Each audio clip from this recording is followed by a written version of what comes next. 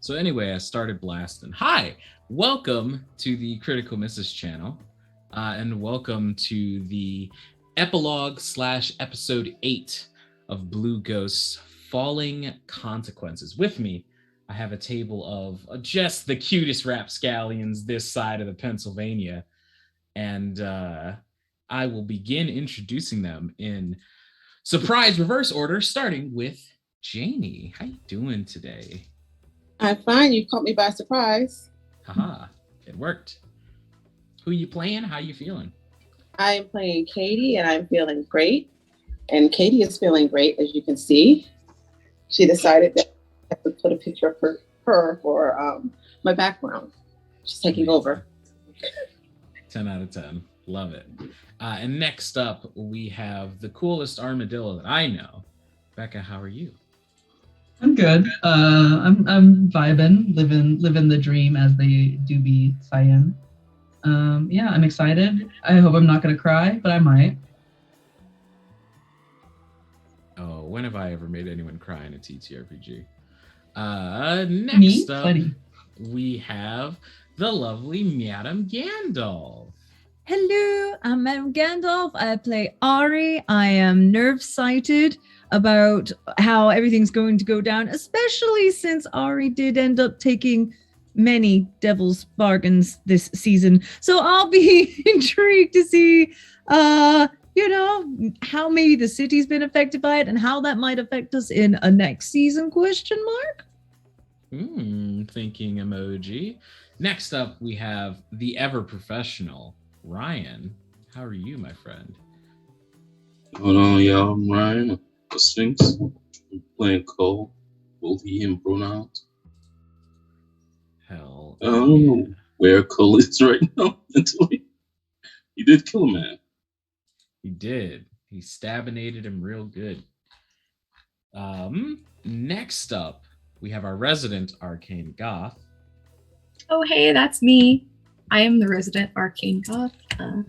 I am Max, and in this stream, I play Bishop, your favorite blue-haired accidental agent of chaos, amateur BuzzFeed unsolved host, and otherwise idiot. Hell yeah, those all sound like good things. So last we left this collection of wonderful characters, we were at the climax of a particularly dangerous heist where the party decided to break into the Leonard Church Research Institute and deal with the good doctor at the top of it in whatever manner they saw fit. After running into a particularly prickly bodyguard that was by the name of Texas, who was outfitted in this very large, bulky power armor, for lack of a better term. The gang managed to slip aside them, the inside tower team, if you will. And those in the basement had to deal with one of their rooks being shot at fairly close range with a sniper rifle, although they managed to survive. 1 second. And though they managed to survive after being carried out by their older brother, there was still the issue of the women that were, or the people, I should say, that were inside of these submerged tanks, these 7 other perfect clones of the same person. After much deliberation, they were released, and they appeared to have a sordid bit of memories and an odd predilection toward one emotion without showing any of the other emotions. They seem to be relegated to one person apiece. Back upstairs, however, Nines, managing to use some of their special juice and items, managed to put on a set of the power armor themselves and go mano a mano with Agent Texas and battled to a stalemate, let's say. Whereas Cull and Ari stepped into the room to speak to the lovely Dr. Church. After a very terse interaction with the two spirits that they carried with them, the decision was decided that while some people can atone for their sins, Dr. Church's hands are far too bloody to do things like that.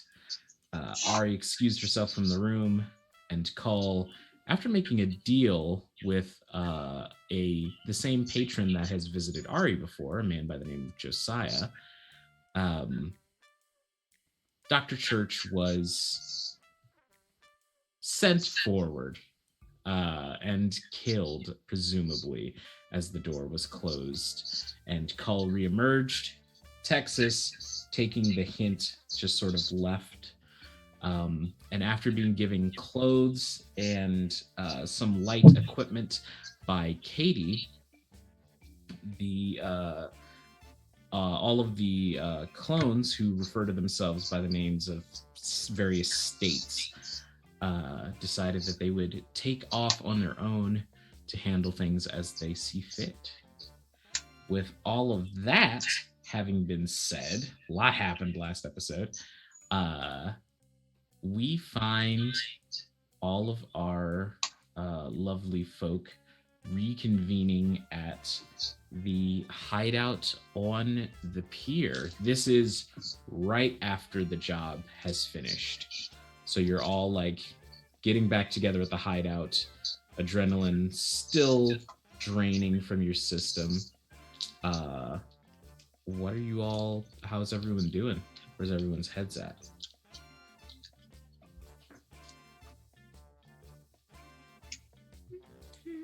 How physically fucked up am I? I mean, I have all but like one thing ticked, I believe. Okay, so you are very sore, and there's a little bit of a, you can feel the tiredness like at the edges of your eyes, but you need some time off, more so than anything being broken or needing more than bandages.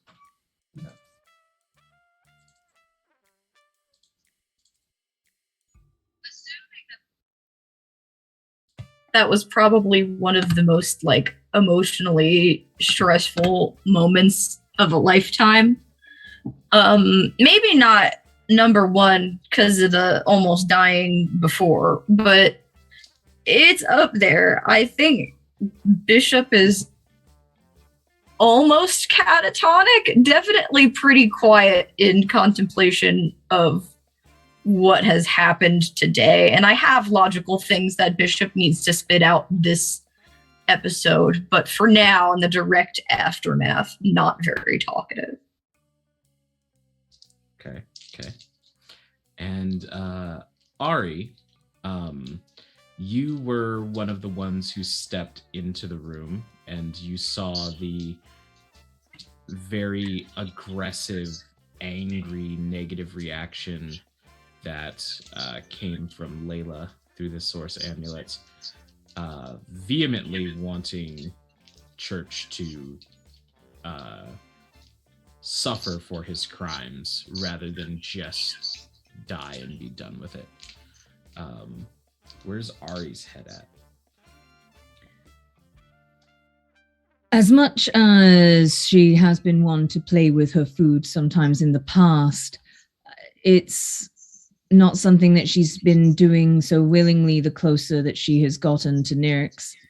And the more she has like gotten to actually have a family around her that she cares about, the less she likes focusing on the like cruelty and is starting to try and look more for where the light is in spaces of such a dark world. So I think for Ari, she's feeling rather tormented about this idea of torturing someone and is toying with, this might be our final chance for Nyryx and I to get out of here, to be rid of all of this life that we've been so desperate for. And what is it going to take to make that happen? Mm-hmm. Cull, where are you sitting at after everything that's happened? Cole's probably bandaging his leg, tending to wound from the acid pool. Probably hasn't said much since we got back. Not so much dealing with church. It's everything that happened around it. What happened with Arctic. Dealing with the spirit, making the deal, clones. He's just cycling through everything in his head, trying to piece it together. Indeed. And how is Katie dealing with the aftermath of everything that happened? I think she's in like a just trying to make sure everybody is as okay as they can be and trying to figure out what needs to be covered up. What they need to so they don't get in trouble. Sounds about right. So you all come back to the hideout, and you open the door and step in, and it's quiet. Doesn't seem disturbed. Nothing anywhere that you're not expecting. And as you all start to like sort of sit and sink into the various bits of furniture, we're gonna go ahead and make a heat roll. Not great. I swear, you lucky motherfuckers. Okay. So, the crew's current heat level does exceed 9.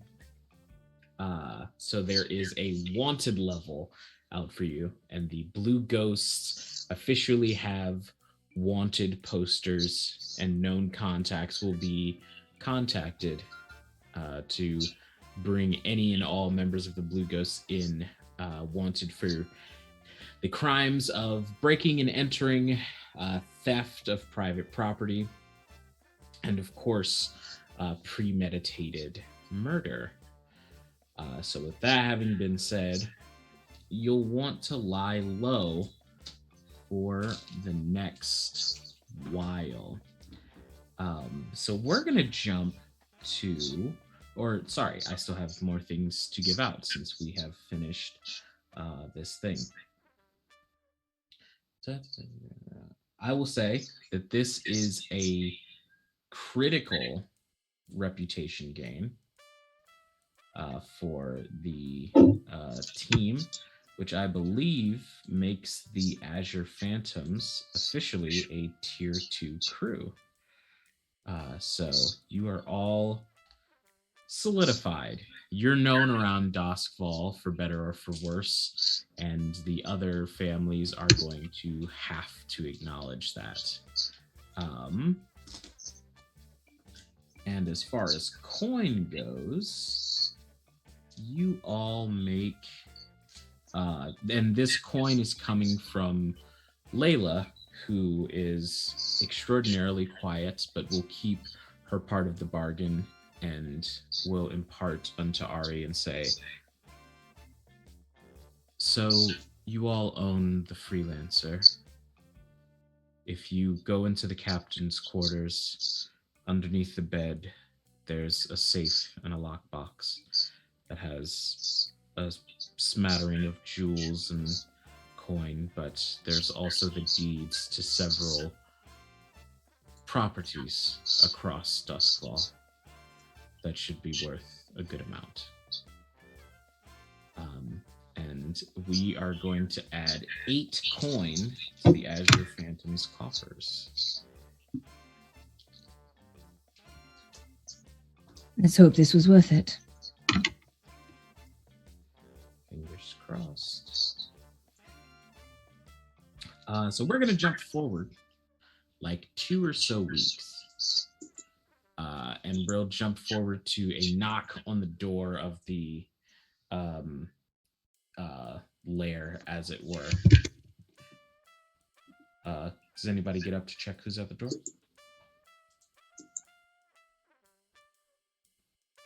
I'll do it.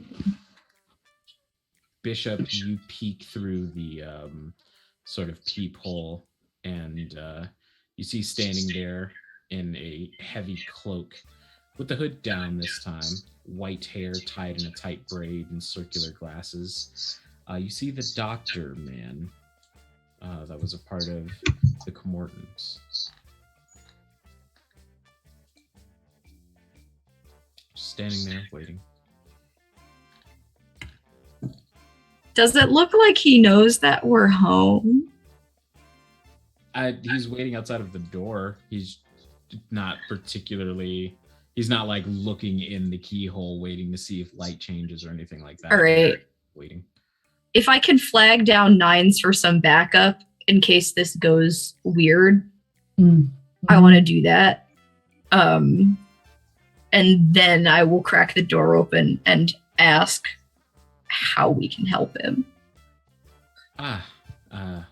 Bishop, it's nice to see you. He does a small, head tilt and says, I just wanted to come in and talk business a little bit. I have an offer that might be relevant to you all, especially Katie. Did you bring my coffee? I didn't bring any coffee, but we could certainly go out for some if you wanted to talk. Anyone who comes to visit Katie should bring coffee at this point. That would be to your best interest to remember next time you come by. I will add it to my set of rituals. Okay, I will step to the side to let him in if we all want to get together and talk to him. All right. It is certainly something in here still. You all pulled off quite the spectacular feat recently. Buzz is all about the city.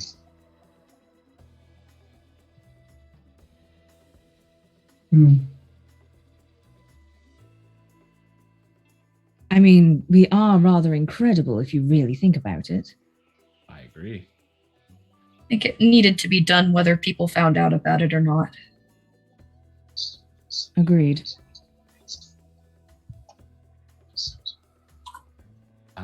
Well, either way, speaking of less bloody business, I hear that you have come into ownership of quite a few properties across the city, yes?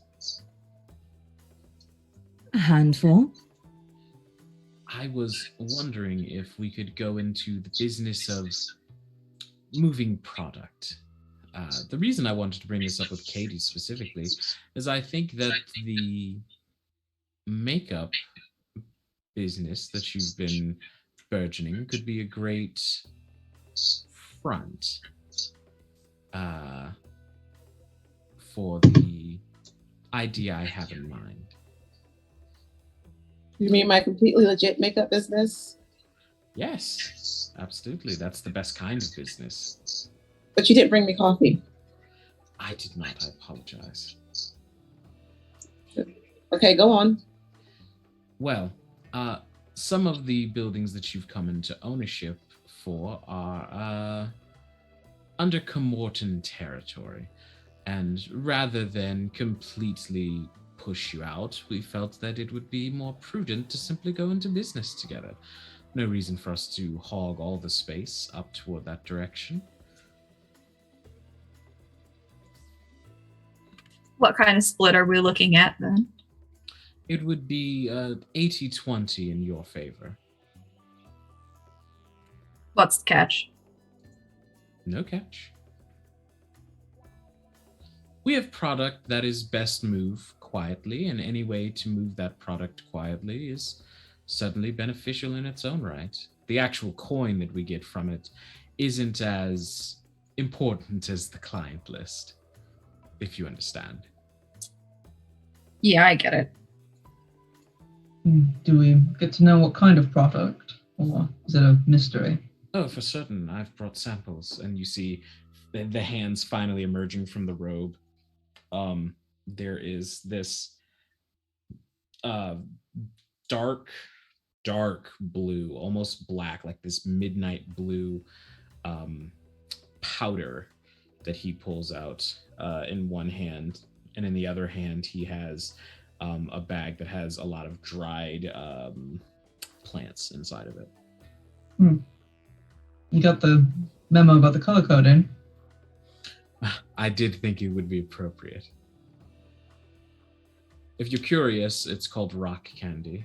It comes in powdered or plant form, depending on the predilection of the person in question. They can either smoke it out of a pipe or deal with it however they'd like to. How addictive? Quite. Not as addictive as some people would like for it to be. The river spawn, for example, think that it's too weak and they don't move it, which more for us. It will also, if it brings you any sense of inner security, Mr. Richardson has very strict rules about whom exactly is allowed to purchase his products. I was about to ask. No one under the legal drinking age is allowed to buy anything illicit from any of the Comorton supply lines. May I ask? We push one illegal more addictive substances, but we draw the line at underage age illegal illicit substances. If adults wish to dip their finger into adult candy, that's their choice, and we're simply there to offer them that choice. Children, on the other hand, have shaky judgment and usually not enough money. I have one more stipulation. What's that? We don't sell to anyone who works at the brothels. And you see there is a long pause when you say that, and he says, "Very well. That can Then be done." And that makes me okay with this. Anybody else? I'm fine with it, though I think Katie should have final say if it's her business that's going to be any sort of front for the operation. What do you reckon, Katie? A powder for the nose versus powders for the face? I will only do this if you'll sign my contract and I can hire it out. Because you need to sign my contract. Mr. Richardson told me about this part, and you see he reaches into his bag and pulls out a pen that he clicks and says, "Where do I sign?" Katie gets out the contract and gets in this and just points it at him. She doesn't show the text very well, but she will point the contract so he can sign it. And you see he signs K. Olander, clicks the pen again, sticks it in his pocket and says, "Well, this has been quite profitable indeed. Let me get you your starter kit. Yes, please, before I make my exit. And also, what exactly is your coffee order?" And he clicks the pen on again. I forgot what it was, but she tells But us. you relay it to him, and he writes down and says, "I will be sure to bring one along before I make any visits in the future." And she gets to her room and gets just a satchel filled with her products. Mm-hmm. And as he takes it from you, he says, "Now, should I be trying just to sell the products you've given me, or should I also be trying to recruit people into selling them?" Oh, you need to recruit people. All right. I'll be back, let's say, tomorrow afternoon, coffee in hand, for a stack of contracts for other people to fill out. I have many people who owe me favors. Yes. Thank you. And he extends a hand to you and says, "It's a pleasure doing business." It's been special. And I have one last question for you, Doctor. How's other matters? Yes. I didn't know if you wanted to address that in front of your friends, but she's recovering. She is on the mend upward. She had still has a very rare disease that's not in very many medical books, but luckily my knowledge is far-reaching. She will have to take a special type of inhaler for, unfortunately, the rest of her life, but she should begin feeling better. Every once in a while, if she has an attack this bad, we'll need to drain the fluid off of her lungs, but outside of that. All right. Good to know. Thank you. And he sort of nods to you all and makes his way to and exits the place proper.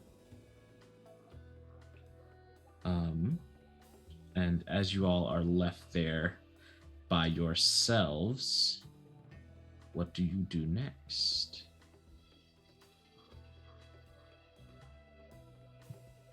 He brings up a point. I didn't get a chance to really look at the deeds thoroughly, but have we considered moving? No offense, Katie. I just don't like how many people show up at our door constantly. And now that everybody knows who we are, it might be a good idea to switch hideouts. No, I agree. Exactly. Do we have any want to- properties that might work well for that? It's so funny you say that. So, amongst the properties that you all have collected, you actually now are the proud owners of several warehouses along the ports, and connected to them all, as Katie has looked over these documents in the past 2 weeks, there are tubes that are connected not directly to them all, but very close to and or adjacent. You all could essentially have your hideout be several places all at once and connected through your underground network of tunnels. If you would like to do that, you can do that, or you can set up in another warehouse that's essentially on the other side of the docks. The call is yours. The difference between the two is that setting up and spreading out supplies to be sort of hidden in several safe houses is going to cost you 3 coin from the coffers, and simply moving your stuff to one place and still having one dedicated hideout will be 1 coin. And also, since we're also on the notes of this, and I have this in my notes as well, but now that you have your first supply chain open of passive income, every episode in the future, you all will gain 2 coin to the coffers regardless of jobs, from the makeup front business. Can we keep the current one too? If Katie wanted to leave some stuff there, just in case, since it's already known hideout. Yeah, They'll absolutely. leave like a bunch of jewelry and makeup samples. I mean, Like- isn't this your store, or like you own this place already? I think. Yeah. Okay. Yeah. Yes, I was gonna leave a bunch of my stuff there. Like that's where I was coming up with makeup things. Gotcha. Sounds good. Maybe And, I can live in one of these instead of sleeping on the hideout couch now. Or we could make the hideout better with more rooms. Sure. We could expand. That could take us a whole summer. HGTV arc. It right. The It next takes season you is all- just us designing our own hideout. Roll to use hammer. takes you all the better part of those 2 weeks that I mentioned. But you managed to establish this sort of lair network with setup supplies. You can now grab your equipment and loadouts, not just from your lair, but from one of 4 lairs that you have set up. And anywhere in the tunnels, you can also get access to your equipment. With that, we also have another person who will send a child to come and get it would be Nines. Hi, all the children. Yes, there is a child that comes up to you that says, are you Nines? Yeah, who's asking? There's someone wants to talk to you. It's and he sort of looks around and goes, it's Jameson. Um, all right. Right. Yeah. Right now, like right now. No, No. she wants Okay. to have, or they want to have dinner with your crew. Oh, Tomorrow night. all right. Anyone specific? Or And he gives you a piece of paper with Right. an address on it. okay. Where is it? Is it like a fancy place? No, it's the very opposite. Actually, it's this Oh, very large Chili's. family. It's not as bad as a Chili's. It is owned by one family in particular, but it's not in a particularly quote unquote nice neighborhood. It's not in White Crown, and it's not across the water either.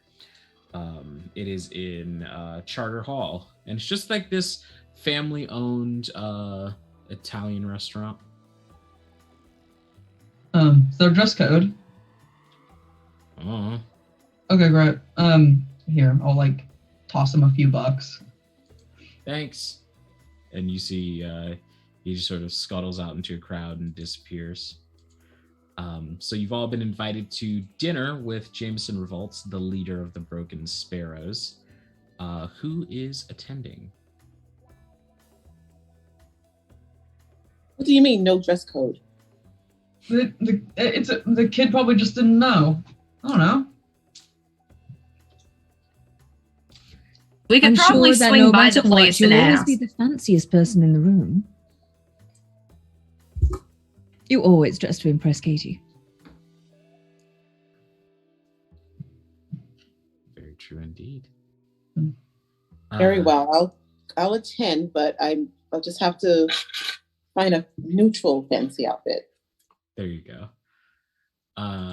So you all go to dinner with the good person Revolt. And they're there. They wear their mask for most of the evening as they welcome you in and say, well, if it isn't Duskfall's newest prodigal children, come in, come in. This is Marianne and her wife Dudla. This is their restaurant that they've decided to rent out to us for the evening. I certainly appreciate their hospitality, and I appreciate you for joining us. Okay, so Katie is wearing this like blue kind of tight dress and a black coat, like the fur one, Yeah. and Absolutely. fancy jewelry, and she just like tries to hand her coat to somebody.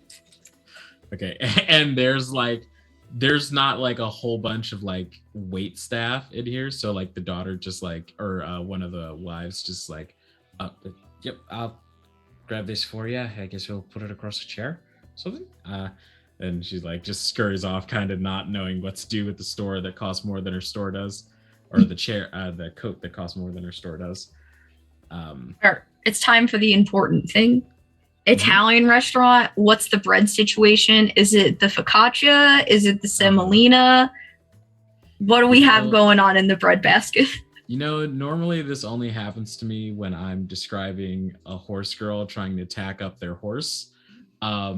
It's fucking bread and it's free. It's fantasy bread. So Whoa. I can't be wrong about it. But it is good. Everything is like, I mean, you know, it's way lower maintenance than the place that Kane Richardson had you guys or had you all attend. It's family owned. All the wait staff is family somewhere along the line, whether it's cousins, nieces, whomever.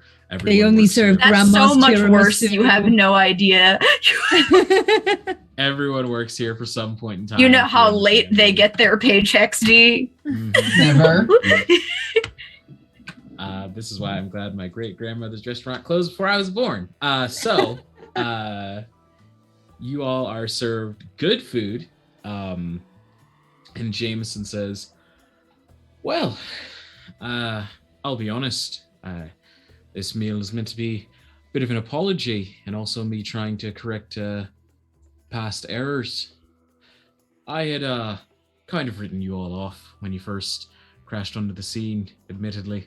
I mean, I hadn't heard of any of you, which I suppose in hindsight is more of a good thing than a bad thing. But at the very least, you pulled off more than one impressive feat, because I haven't forgotten that you got to that jewel store before I managed to get my hands on it. And I wanted to make sure there was no bad blood. There's no reason that we need to be standing on opposite ends of things. I'd always much rather meet in the middle. Of course. Compromises here. can always be found. Exactly. We're all here to do business. There's no need to be at each other's throats about it. I did have a question about someone that isn't joining us for this little soiree that we're throwing. I think she called herself Alize. Made a bit of a mockery of herself at that party. She's dead. See, now that's what I thought. Or at least that's what people told me. But I saw her. My own two eyes, and these eyes don't see mistakes very often. Hard to miss the pink hair. I killed her myself. And yet she still walks about. Where did Ghost, you see maybe? her? Fully possible. She was across the river, up in White Crown, prancing around with some well-dressed bloke, dark blue beard, eye patch. I figured to extend an olive branch, I'd give you an early warning, because I'd assume if you shot her dead, then she's probably not too big of a fan of you. Katie gets Mutual. paper and pencil and starts writing this down. That's not the only thing that I've seen that's been a bit odd. What else have you seen? Well, some of my contacts have described a fairly muscular-looking woman, blonde hair pulled into a tight ponytail, being in multiple places at once. Things that don't really make sense. Things that didn't start until you cracked open that research institute like an egg. What did you let out of there? You've certainly made things more interesting, to say the least. Octuplets, maybe? Something like that, yeah. Something like that, indeed. What is this that you served us? This is really good. I really enjoyed it. Food. I'll be honest, dear. I can't pronounce half of the things on the menu. I just know they taste good. Can I Not take here. some of it with me? Because I really love it. I mean, I'll pay for it. You don't need to pay for anything, and doggy bags are not against the rules. We're not in White Crown. I'm So not it's just- asking you to. It's the best. I'm not asking you to spill all your secrets, dear friends of the Azure Phantoms. I'm not asking you to completely rope me in and completely trust me. Honestly, you'd be a bloody fool if you did. But I just wanted you to know, you have my respect. It's not a lot of things, not a lot of people that could manage to get that together. So, cheers to you, eh? Cheers.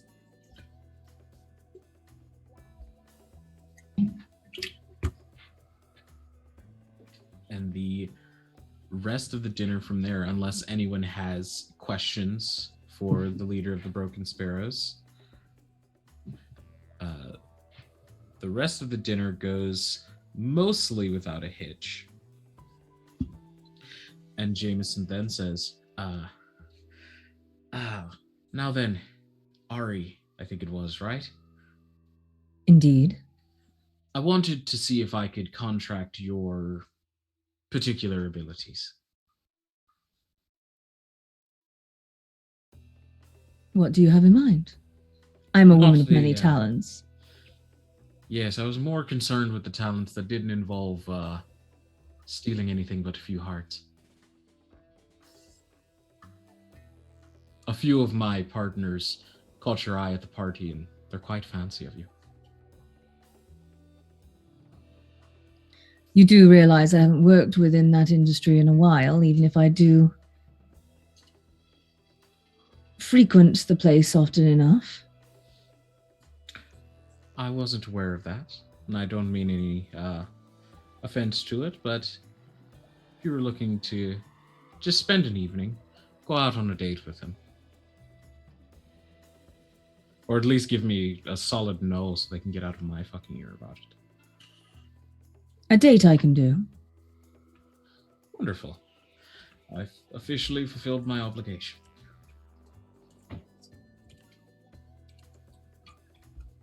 And immediately Ari doing the kind of little things that she does where everything she keeps is like timed. She's got her little black book. Takes down any extra details. Mm-hmm. And she gives you a description of her partner, who is named Artua.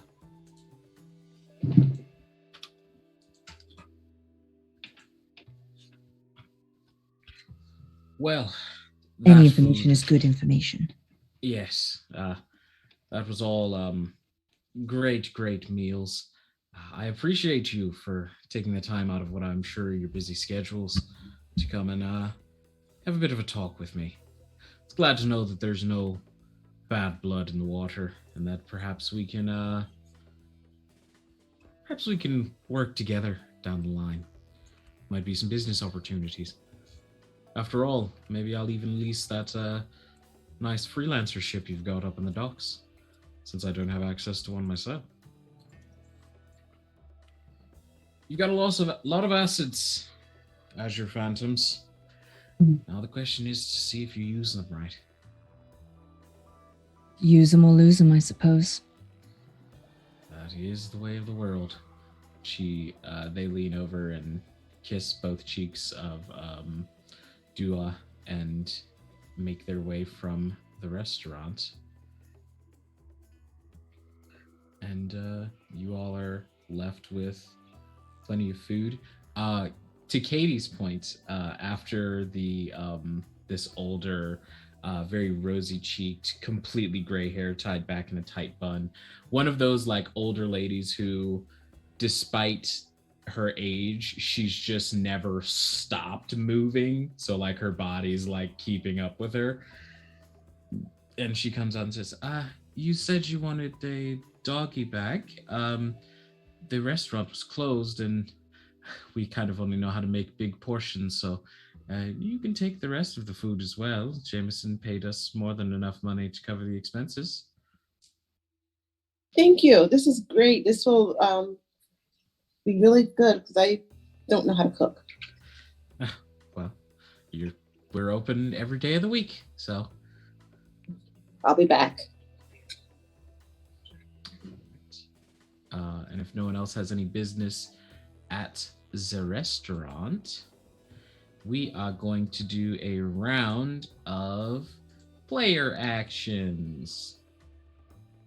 So, is there anything that Nines would like to do in the following days and weeks? You're having to you're at the level of wantedness. Your crew's at the level of wantedness where you cannot walk past a blue coat or you will be stopped and arrested. So y'all are kind of on the lying low scale of things, but is there anything in particular you'd like to do? I think Nines is gonna maybe try to skulk around and find Marlene. Okay. Go ahead and make me a survey check. I don't think I have anything in that. That is correct. That's a 1. What did you knock down? Oh my god. Okay. So with a 1, you find Marlene. Okay. And she is sort of yutzing it up with some new guy that you've never seen, that she probably didn't know existed 4 days ago. And as you are about to approach or engage with her, you feel a tug on the back of your coat, and you turn and see Tens is standing there. Hey. Oh, Ruffle is there. And as you ruffle his hair, your stomach drops as you see behind Tens are Gustav and Retina.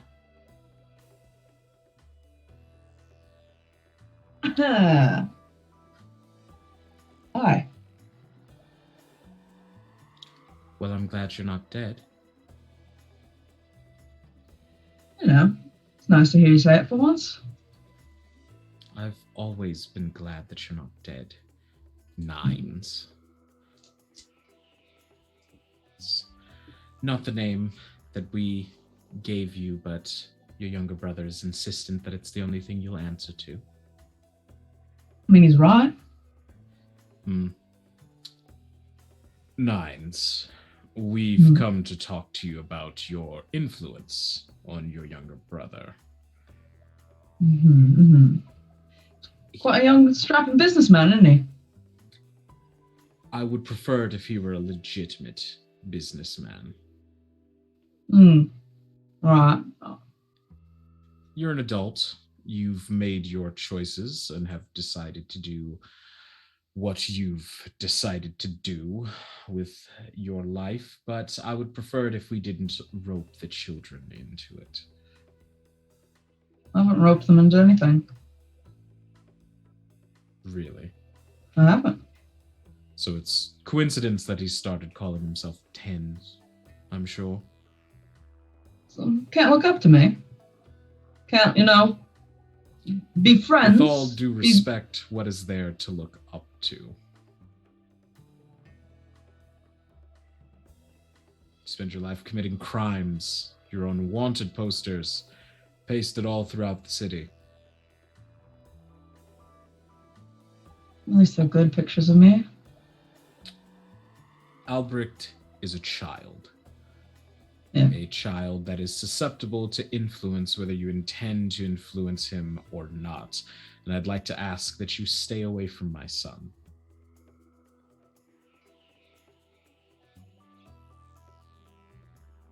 Or what? And you see your mother, Redina, sort of puts a hand on his chest and says, or we'll call the police.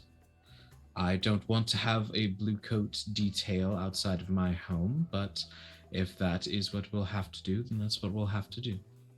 Right. So you could do that, and then the doctor that I've had visiting your daughter will stop visiting, or the coin that I slip you to help pay for all the staff and everything in the house, they'll just disappear too. What will you do then? Well, your father's writing career is going to take off sooner rather than later. No one's going to read the smut he writes. It is romantic novels. One of them has Spermjacker in the name of it. That's not romantic. All right. I am not here to argue creative details with someone who spends their times in fighting pits and stealing things that other people have worked for. The point being this. I want you to leave Albrecht and Cordelia alone. I'll look at my brother. How's he doing? He's bald fists just staring at the ground. If you want him to go back to the river spawn that desperately, fine. I'll back off. I'll stop being an influence one way or another.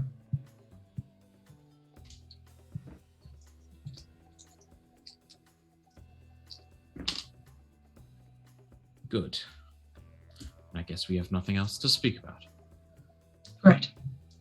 Come along, Albrecht. And the two turn and begin to walk away as your mother pulls out a small handkerchief and coughs into it. And Albrecht just kind of doesn't move for a while before Gustav turns and says, Albrecht, come along. And he looks up at you.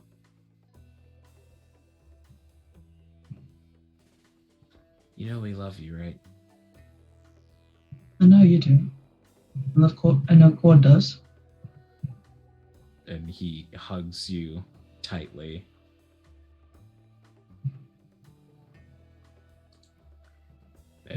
very curmudgeonly walks after your father and mother as they disappear down the street.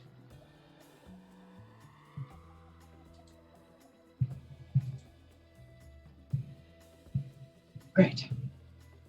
Love it. I go back to the hideout.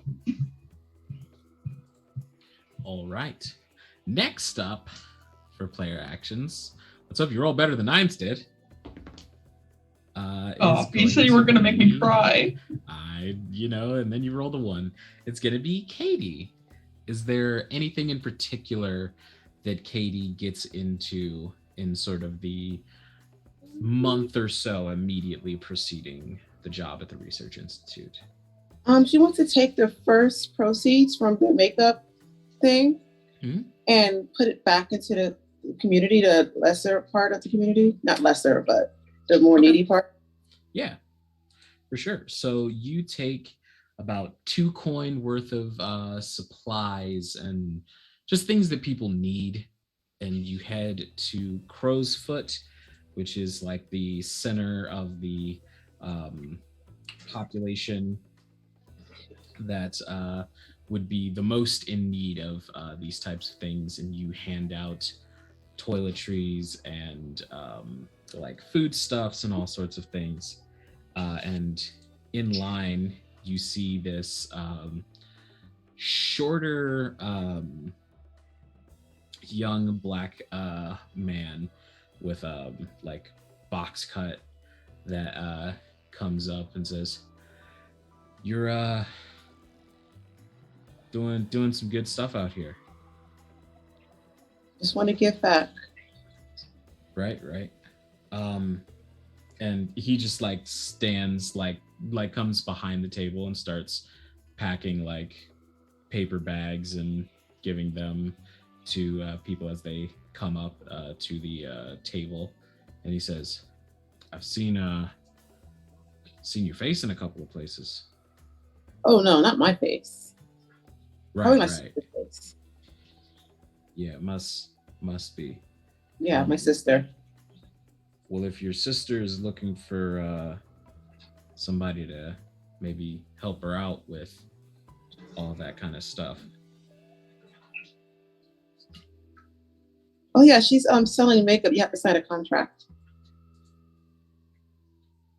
And like there's like a pause for a second as he doesn't know. Is she selling makeup or is she selling makeup? She's selling makeup. I can't tell which one. Well, just sign the contract and you'll see. Either way, you'll make some money. And he sort of like looks at it, and he looks over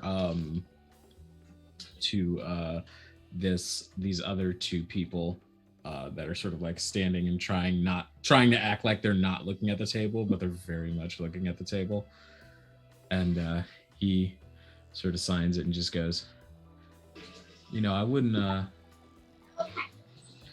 just think we need more Robin Hood types around here, someone that's gonna steal from the people who are hoarding it all up top and redistribute it like this.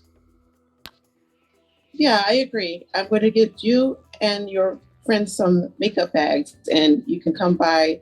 She'll give the address to the old hideout. Okay. And so you just come by and we can talk. All right. And he nods and very hesitantly signs the contract.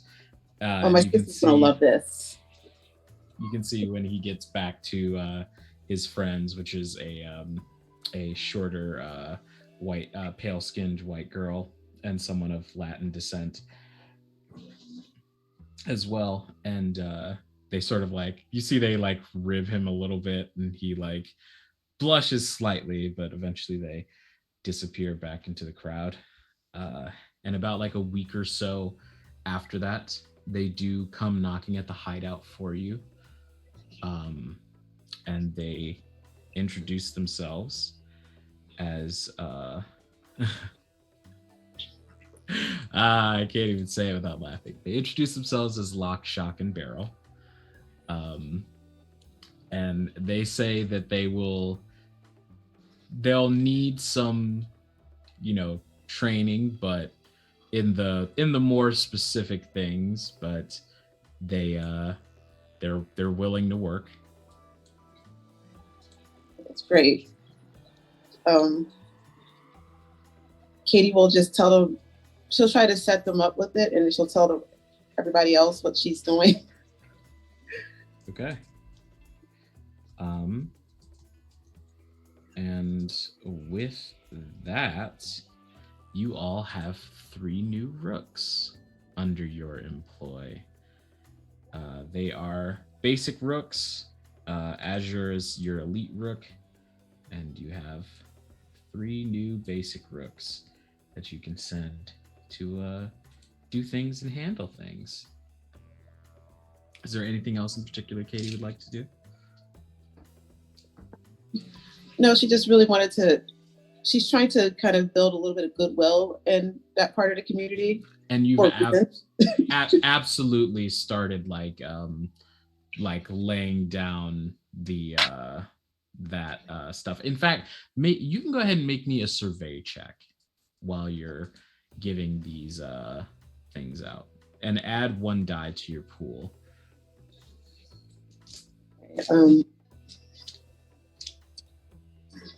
Yeah, it's an old organized crime thing of make the neighborhood people happy with you. Absolutely. Very important. Especially if there's wanted posters everywhere.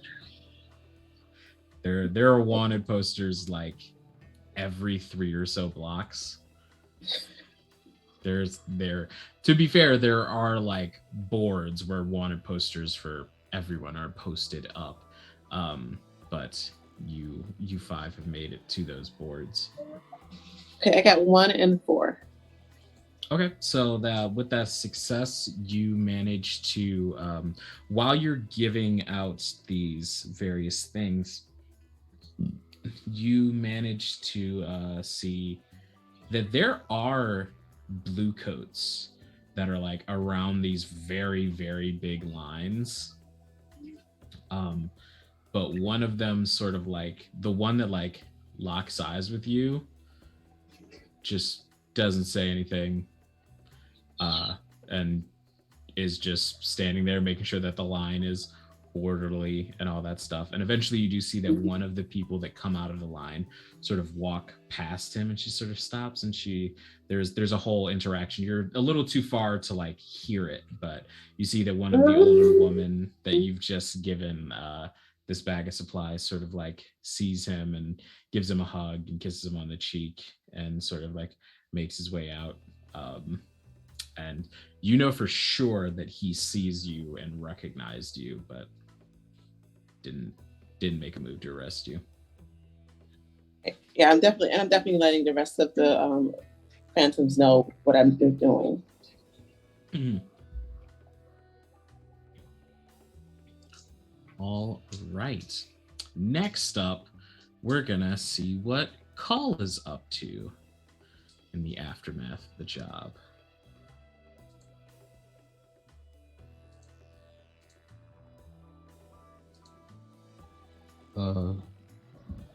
Cole probably wants to very quickly have a conversation with Bishop about what Josiah told him about that symbol.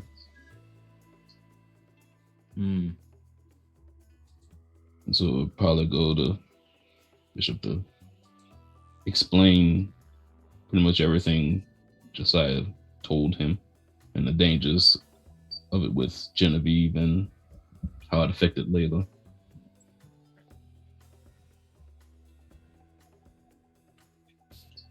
I want to say that I had heard about this somehow, or maybe it was just me listening to the scene last time and remembering, but yeah, to be because it wasn't mentioned before then. Okay, yeah. Bishop will heed the warning, but they still have plans to go check on Genevieve and the Vestials, and they'll tell Cole that because he had the courtesy of telling them about the symbol. Yeah, just be careful. I trust Genevieve enough, but just keep her away from that symbol. If you can. It's hard. I know the kid uses it. They kind of have like a room set up where like they walk in and they just become corporeal, and all of them were sort of robbed of their lives, so it's going to be hard to tell them not to use the thing that lets them be a person again. But if they I'll lose tell them. Control of what life they have left. Yeah.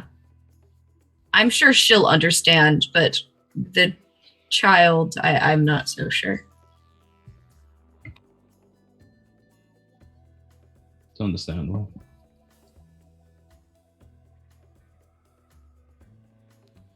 You can come with me when I go if you want to come with.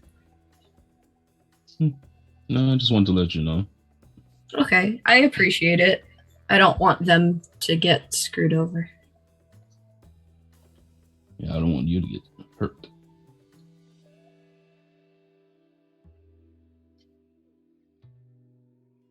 Because then I'll have to hurt some people. I have a lot of things coming to me one of these days. So I wouldn't be too surprised. But the effort to stop it from happening is still also appreciated. All we can do is try. Yep.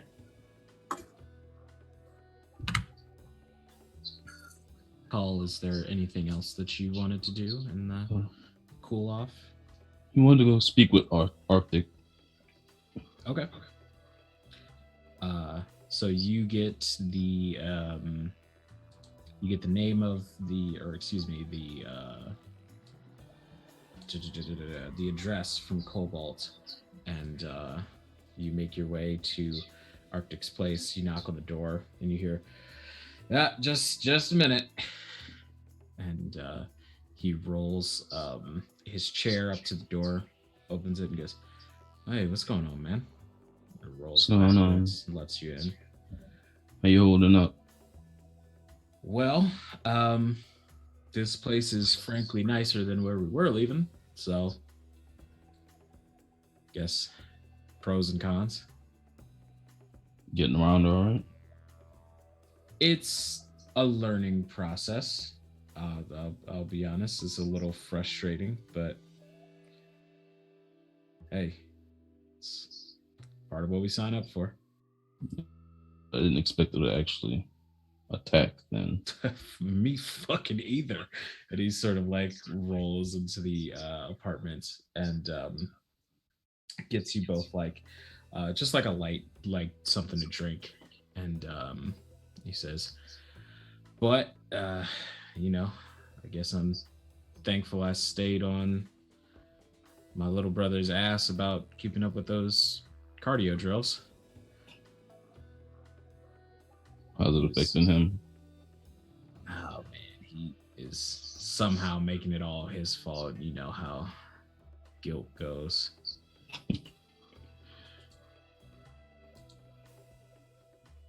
Yeah. I suppose I should let you know. We got some information that she's not entirely dead. Oh, really? Yeah. More future magic tricks, huh? Yeah, I'm assuming the other one's a clone, like the ones in the tanks. That would make sense. Just letting you know. I appreciate it. So you're not completely shocked. Hey, just so you know, obviously I can't do everything that I did before, but if y'all need anything, man, you can still just let me know. You know, I still got those connections down at the courthouse. If y'all need any documents pulled or anything from the Department of Records, I can get my hands into most of that stuff. Yeah, I keep in touch, but if you're looking for some busy work during semi-retirement, probably got something for you. What you thinking? And color side must have paper with an address on it, and it's the address on its apothecary. It's legitimate work. Yeah, I think I've been in here once or twice. Yeah. And he sort of like, as he says that, he looks at you and squints and goes, "These are these your folks?" Something like that. Okay, I never really thought about it like that, but I can sort of see the resemblance. One of the few people I'm trusting with that information. What information? And he tucks it into his one of his pockets, and he reaches a hand out and clasps yours and says, "Listen, for real though, man. Just like I keep telling Artie, don't like take this to heart. You know, it wasn't your fault. It wasn't Bishop's fault. I went in there knowing a lot worse than ended up in a wheelchair could have happened to me. So it's all good." See. Yeah, that's the hardest part. I'll come by another time when I'm free. Kind of have to lay low for a bit. Yeah, y'all are celebrities now. Apparently. All over the place. Oh, did you see the news that they just announced this morning? What?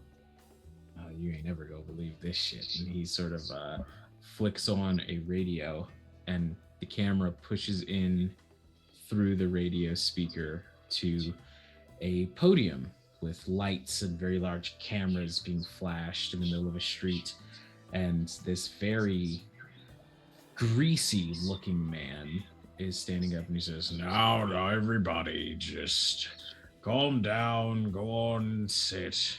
I'd like to announce, for being the bleeding edge lead investigator of many months, we'd like to promote and welcome the new chief of police and homicide investigations, Chief Inspector LaRose, everyone. Welcome him to the stage.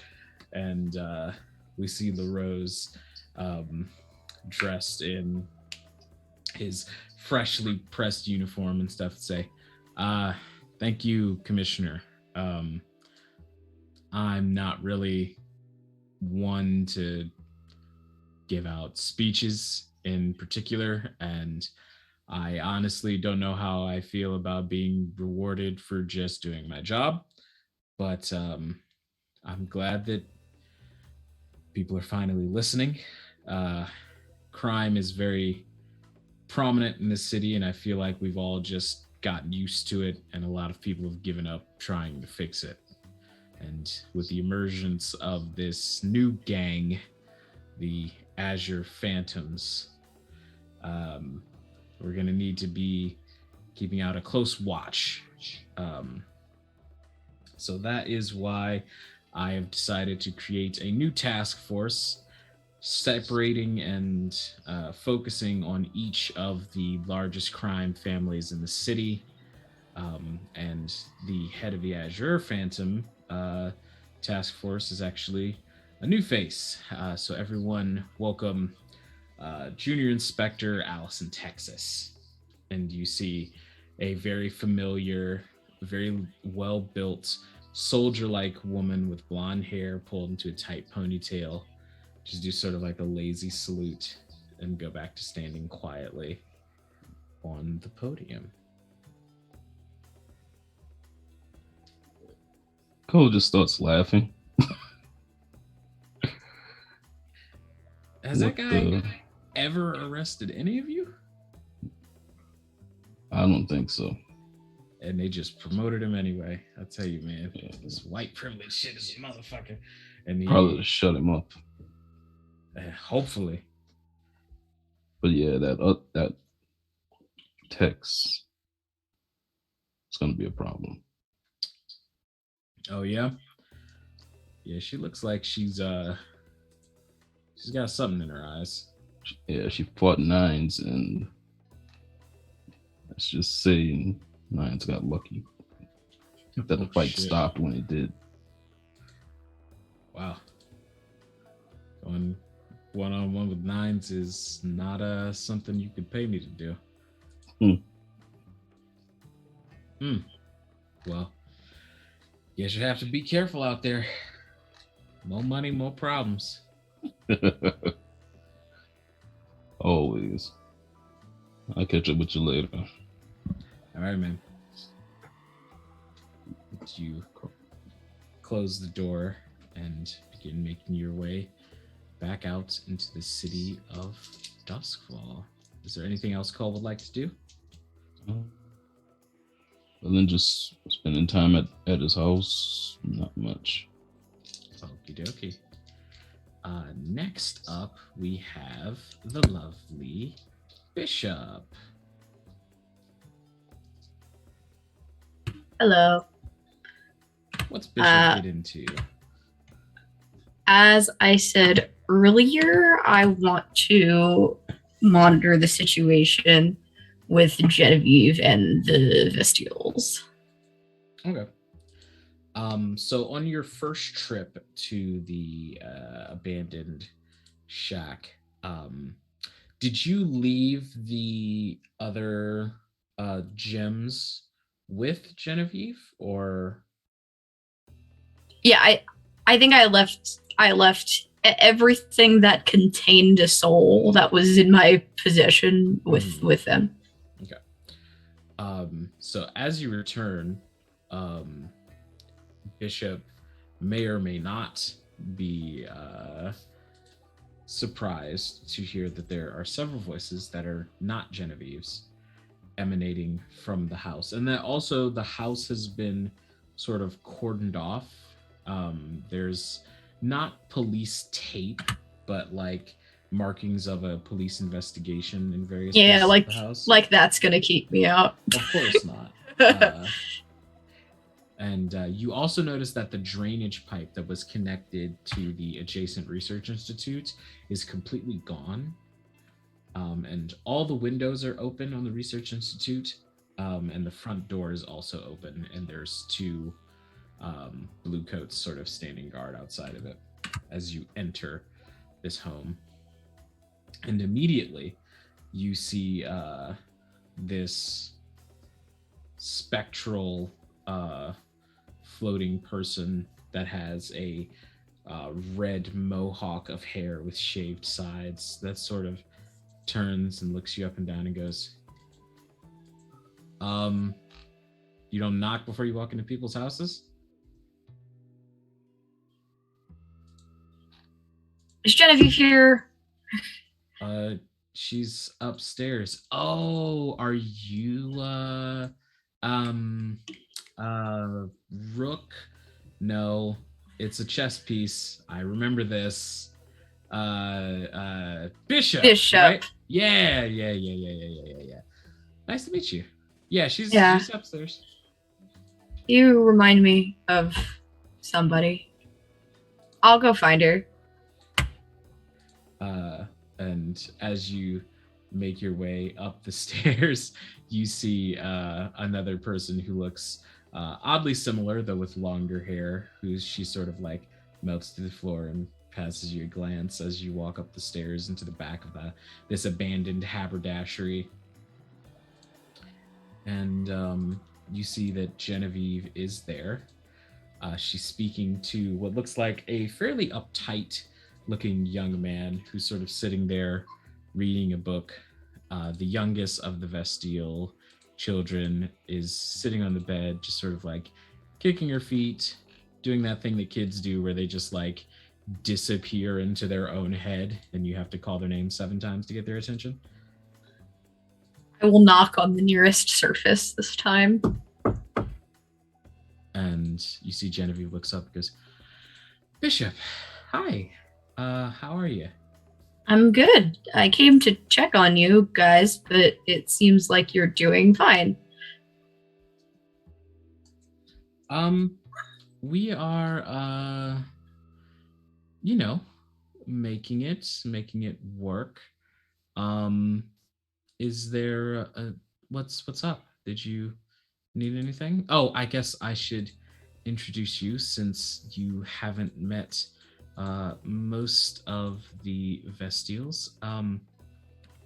This is Iva, or excuse me. Whoops. So sorry. That's not Iva. No, it is not. This is Jameson. Oh, we know a Jameson. They're not you. And you see he pushes up some these glasses that are on his nose. You don't know if he's wearing them while materialized or if he is a ghost with glasses.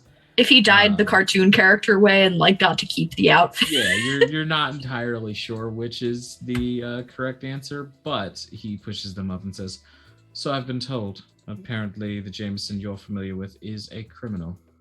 I'd like to assuade any ideas that I am one as well." I had no such suspicion. Good. And you see that Lil Vestial, Edith, or Leona, jumps up and runs over and says, "Hi, Bishop. Do you have a violin?" No, I don't know how to play the violin. I practice violin. She goes back and flops onto the bed. Okay, violin and Jameson, what are you reading? I'm currently reading the entire history of the founding of Duskfall. You like law books? Yes. You want some? Yes. Next time I come by. Violin, law books. What else do you guys need? And you feel a chill up your spine as a ghost passes through you and says, "Oh, Genevieve, they're adorable." I mean, I got from the descriptions that you were cute, and she steps out from sharing the same space as you. And you see this very on the taller side with long dark red hair that covers one eye, this plunging neckline of body contour dress, and she says, "It's so nice to make your acquaintance, Iva." And she puts a hand up for you to take and kiss. Bishop will do so, slightly hesitant, but they will. Bishop, the chess piece. Like the chess piece. Or the religious figure. Not like the religious figure. Specifically not like the religious figure. Are you a sinner then, Bishop? And Genevieve gets up and goes, "Okay, all right, down you. I need a water bottle to spray you with, for Christ's sake." Bishop adds a spray water bottle to the list. And she sort of comes up to you and says, "The Vestials are a lot, as you can see. They also are a lot older than I would have thought." Like they come from an older... Like they come from further back? They are not from anywhere even close to recent memory. So they have Yes. a lot of catching up to do. And you hear Jameson sort of scoff, say, to say the least. You'll get there. I mean, even the concept of electricity, this is a far leap from where any technology was the last time we were able to walk out and about. Yeah, I guess Yes. electricity is kind of a weird one, isn't it? Funny how they Yes. came up with that. Well, back when we still had freedom in corporeal bodies, it was the time of magic being slung around by just about anyone. Long swords and dragons, that sort of thing. Like, Oh, what do you mean yes. dragons? There were Like- real dragons? And you see that little Edith or Leona jumps up and she says, I don't know why I keep calling her Edith. Leona jumps up and she says, yeah, big dragons, like roar. One came to our house a couple of times. You know, they say that my people are from demons, devils.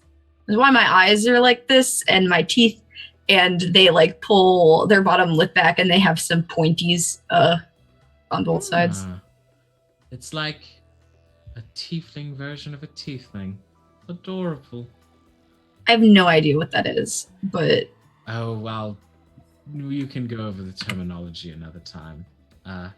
Either way, we are quite out of our own time.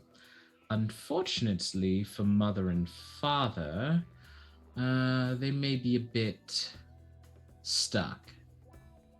in the gems? Yes. Well, our father was a bit of a demon, you see. He's called a pit fiend. And our mother is a sorceress of great magical power, but they say that something's wrong. There's not enough magic in the air to support their current forms. Before I respond in character, I have a question. Go for it. Are the Vestials like tiefling rainbow colored, or are they human flesh tones? They are all incorporeal, so it's kind of Oh, hard so it's- to Okay. tell. They're like ghostly.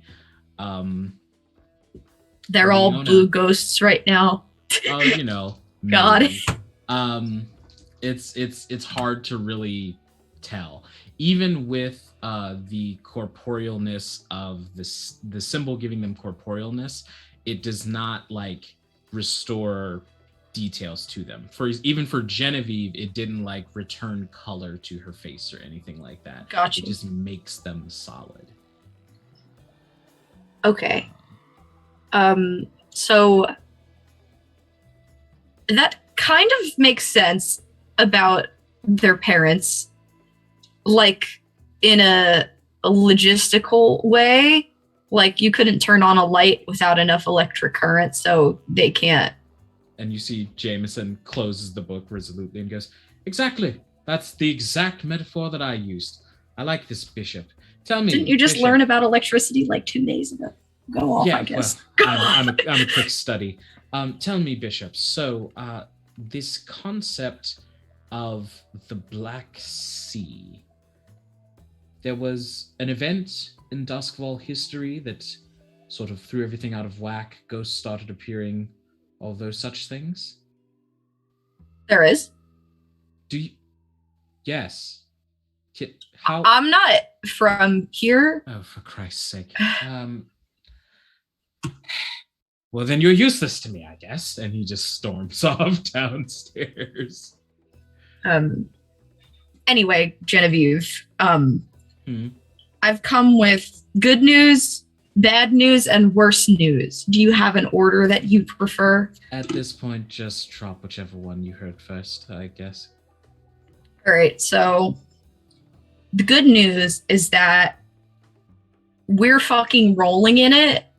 We have like 5 new buildings and like gemstones, and we're like everywhere now. I've noticed your face is a lot more for sure. Yeah, I'd like those posters to not be there. But I like having money, so give and take, I guess. Secondly,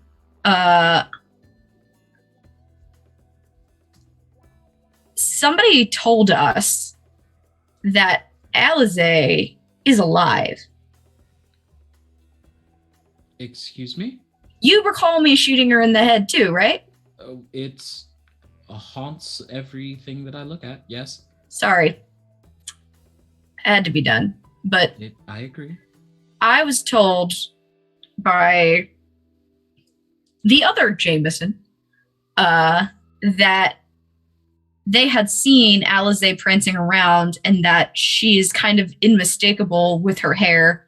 And Jameson's right, she is kind of unmistakable with her hair, but that puts me on edge, so you guys should be careful around here. Which brings me to my third and final point. The symbols, the thingamajigs that you guys use are actually really dangerous, apparently. Oh? Somebody told Cole, who told me that I will explain the whole deal in as much detail as possible. And Genevieve says, "Oh, that one I actually knew." And she sort of like goes and looks at on top of one of the shelves and pulls out one of the dark floating gems and says, the matriarch of the Vestials, Poniva, as her daughter said, she's very magically inclined. She said that the symbol is a sigil of something called It That Lurks Below. Apparently it's an old god or demon or devil or something. But look, and she sort of separates the clothes. Well, she doesn't have to separate the clothes. They're already drawn outward. And you see that there are about 6 or so constricting like circles that are drawn around the sigil. There are a bunch of alterations that have been made and sort of filling in the blank space, and says, and she says,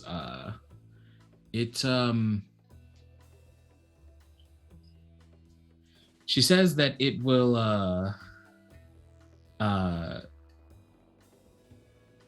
prevent anything from emitting from the circle in a negative fashion. I'll be honest, she was kind of talking over my head. I was just following her directions.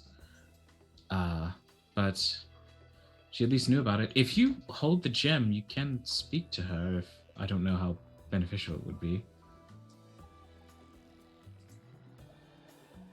Yeah. Oh, sure. I'll say hi if nothing else. And she says, "Well, I'm glad at least someone has manners." Should I be calling you Madam Vestial? Dame Vestial? Madam is fine. Madam. Yes. I'm Rook. Or no, I'm not Rook. I'm Bishop. Freudian slip. Yeah. I'm Bishop. I'm just gonna be bringing some things around for your children while you remain here. Is there anything I can do for you? Do you have any information on what exactly the calamity was that broke the sun and turned the sea black? I can certainly try and get some. That's all that I can ask as of now. And you're aware of the risk of the symbols, and you are protected from them?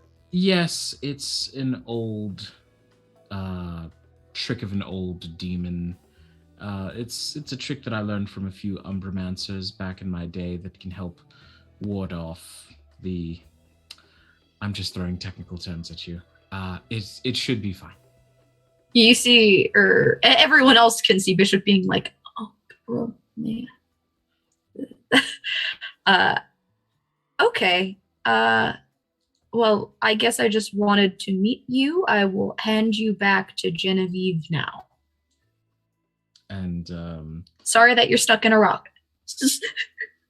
as you pass the soul gem back to Genevieve, she replaces it next to the other gem that is still within the holster. Is there anything else in particular that Bishop would like to get into? Survey of what else they need, because next time they come by, they will bring it. Okay. Just various bits of entertainment.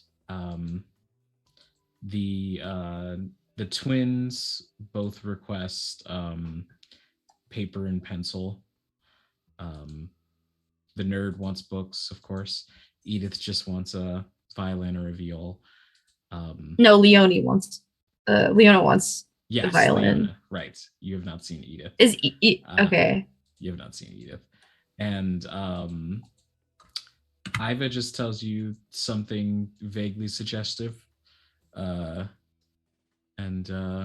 think Bishop is at a point of having been flirted with so many like attractive women that they can actually like kind of do it back. Okay. Fantastic. At least casually.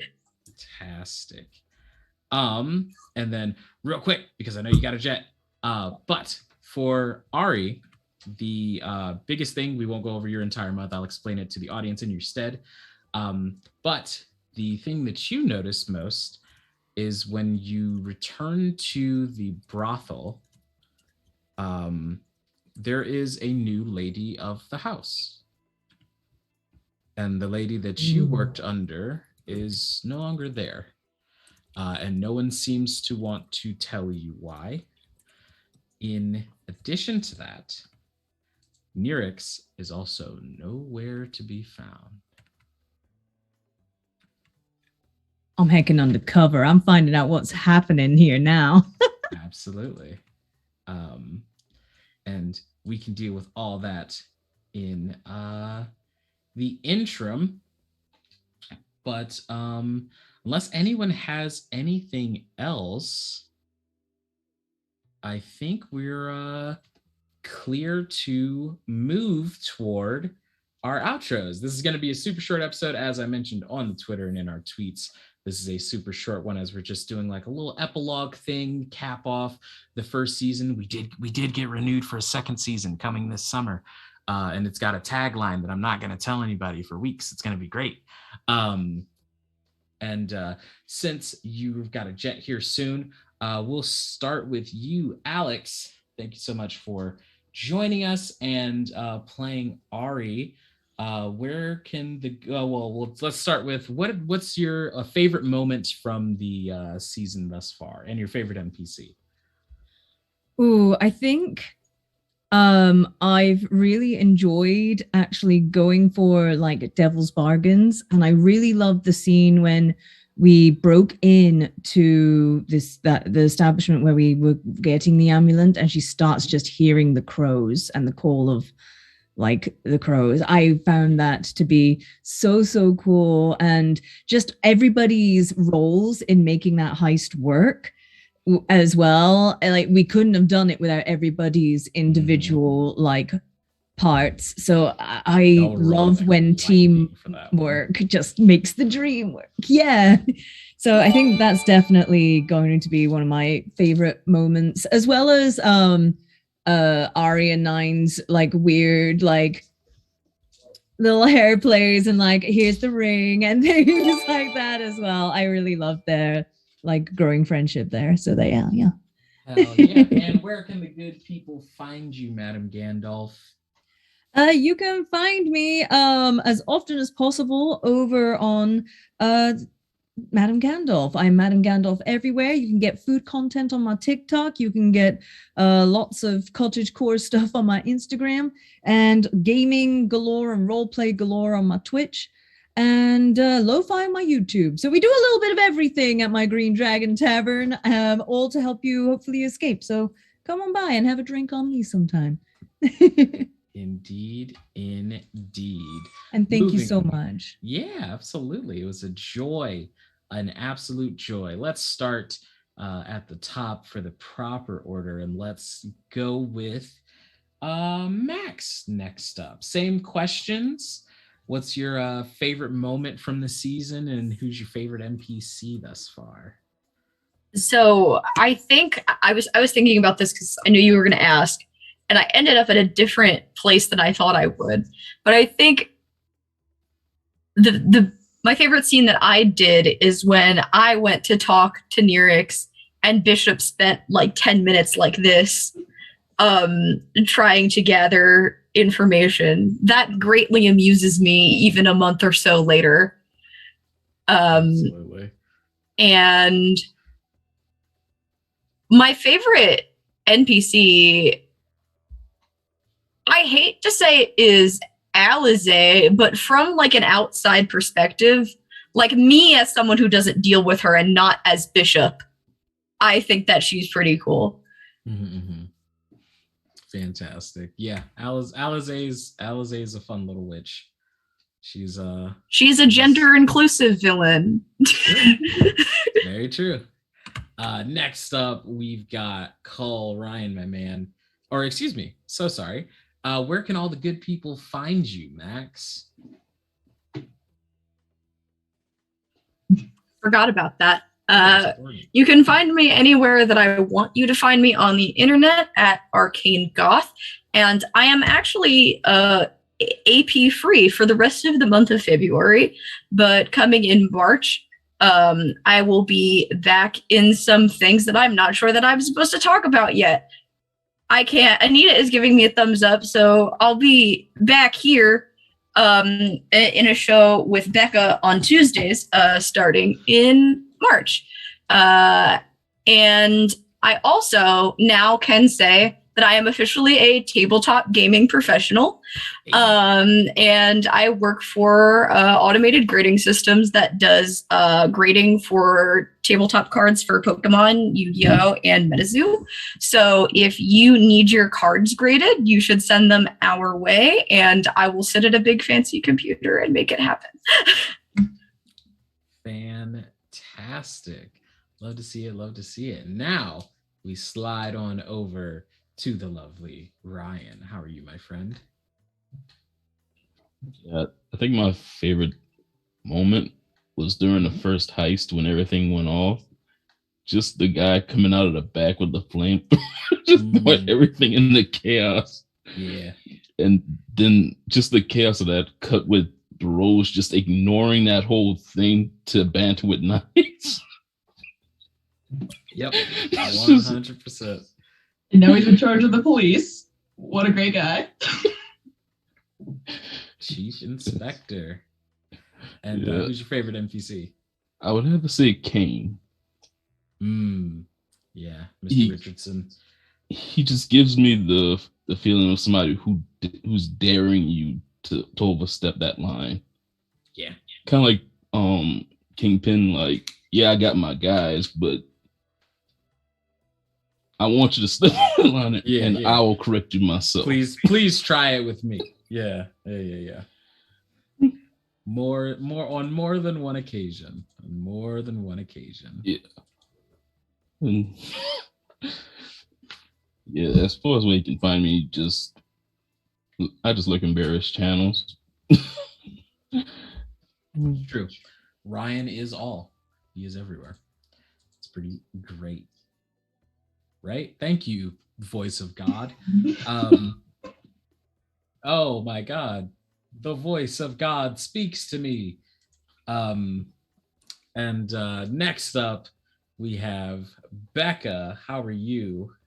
I'm good. I'm vibing. I think my favorite, I finally got to fight as Nines. I finally got to do the thing that Nines was built to do, which was fight. instead of talk and be awkward. So I lived for that, though I loved being awkward and trying to be fancy, but also big dumb and not knowing how to talk to people. And favorite NPC, probably it's a toss up between my brother Tens or Jameson Revolt. Not because I want to be in their polycule, but to maybe that too. Of course, right? Who knows? It could be for any reason. Who knows? Who's to say? And where can the lovely people find you? The lovely people can find me anywhere as Cool Armadillo, either with a 0 as the final O or not. I will be back here starting on March 1st on Tuesdays for the gayest shit with Max and Anita and co. Bringing that badness back. And you can find me on my podcast on Saturdays, which is called Unlikely Adventures. You can find us anywhere where podcasts are. We just make bad D&D characters and just have general horny energy that is just really unnecessary. What? You have something to say? This is Mayday. That's it. He is a walking F5 hurricane. It's pretty great. All right, and next up we have the lovely Janie Potts. Brought us Katie this season, who is always an absolute joy. I'm having trouble thinking of a favorite part. Sure. There was just a lot of fun that we had this season. Like, yeah. I like Kate. Yes.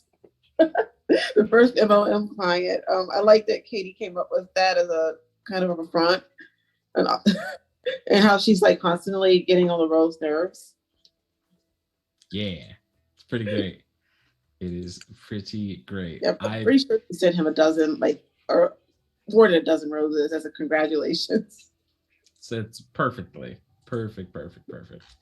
And who's your favorite NPC?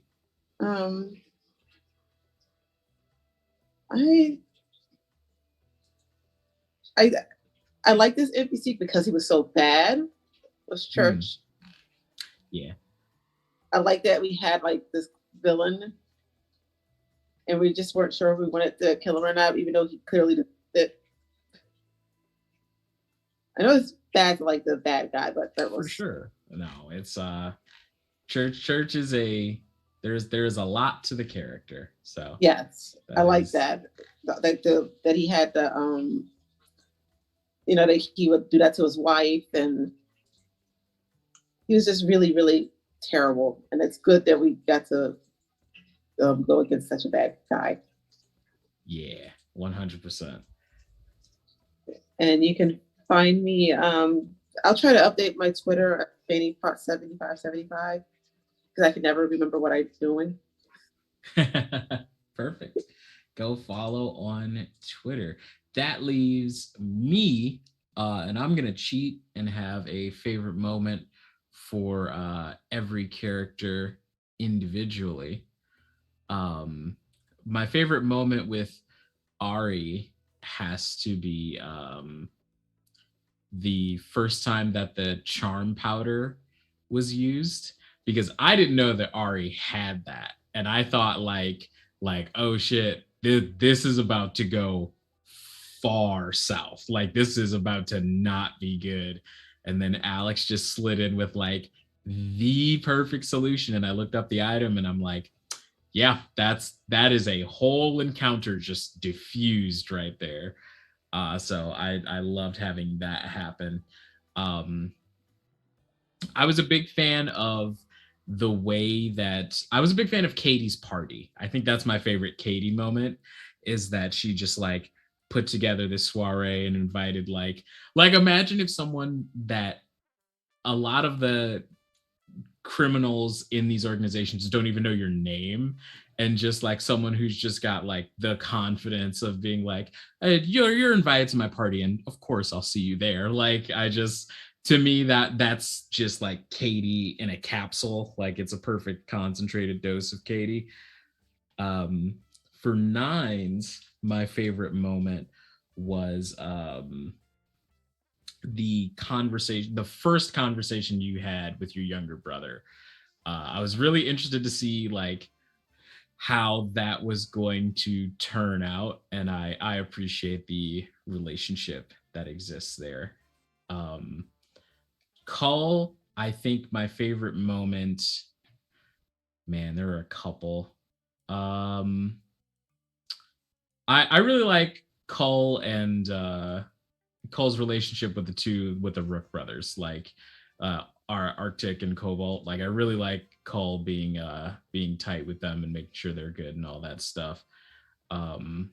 That's always good. Also, honorary mention to Cull being the one to end church and being like, did Ari just wait outside? Like I'm gonna just fucking take care of this so we can all move on.